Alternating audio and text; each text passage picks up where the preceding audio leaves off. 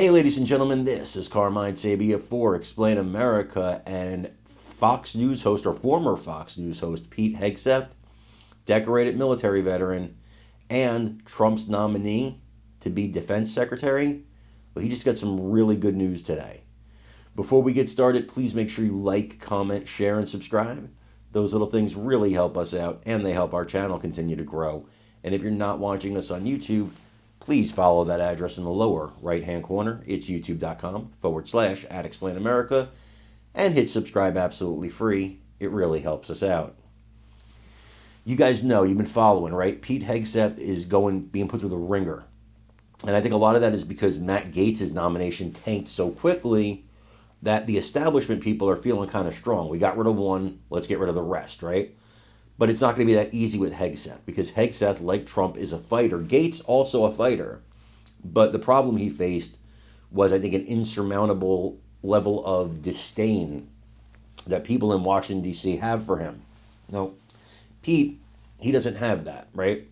And so, in his case, it's a lot easier to move people along and get him confirmed.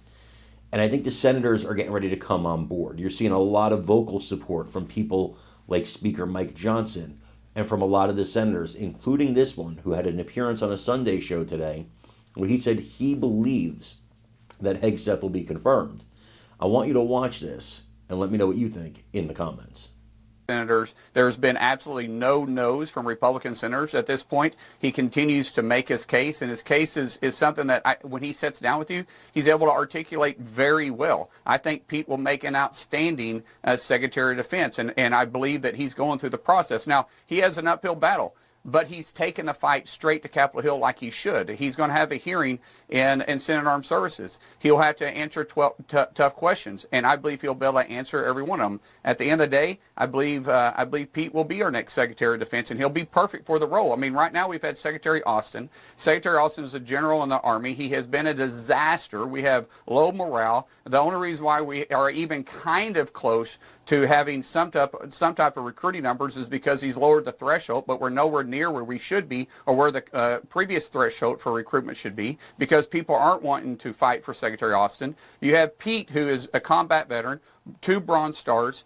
He was a major in the Army. He's been in the public sector. He'll go there and make the changes in the Defense Department that needs to take place. And I think he's exactly the one we need, which is why I believe he will get confirmed at the end of the day. A number of your fellow Republican senators have publicly expressed concern about Hegseth's reputation for excessive alcohol drinking.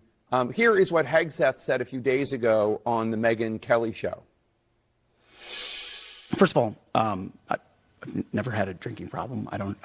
No one's ever approached me and said, "Oh, you should really look at getting help for a drink." Never. I've never sought counseling, never sought help. I respect and appreciate people who do. Just a few years ago, however, on the Will Cain show, this is how Hegseth described his experience with alcohol after returning from Iraq.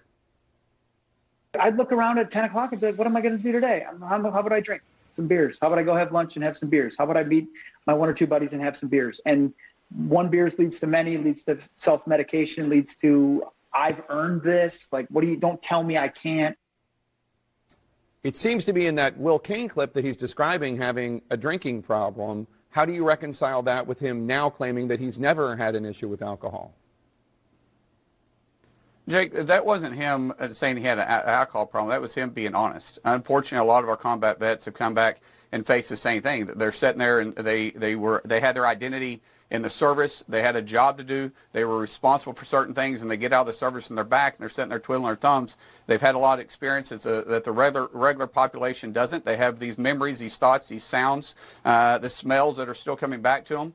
And they turn to drinking with their buddies. That doesn't mean that they had a drinking problem. That means that every combat veteran has had the same issues. That's why they have VFWs set up. That's why they have American Legions set up. What he was describing is what most combat veterans have faced. And for the media to go after him and start describing that as a drinking problem is individuals that doesn't understand combat veterans because they've never been there. They've never been in combat. They've never seen the horrific stuff that comes by that. They've never tasted the dirt in their mouth. They've never heard the horrible sounds in their ears.